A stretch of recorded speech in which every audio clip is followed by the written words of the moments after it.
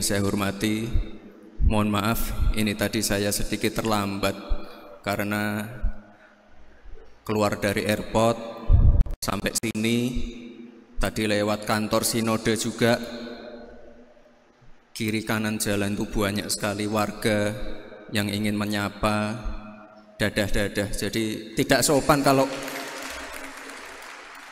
mohon maaf, tidak sopan kalau saya langsung lewat begitu saja. Jadi tadi di beberapa titik saya mohon maaf terpaksa turun dari mobil dulu untuk membagikan susu, buku, dan juga beberapa alat-alat sekolah. Jadi saya mohon maaf sekali Pak Pendeta, Bapak Ibu semua, saya mohon maaf sekali datang terlambat. Saya titip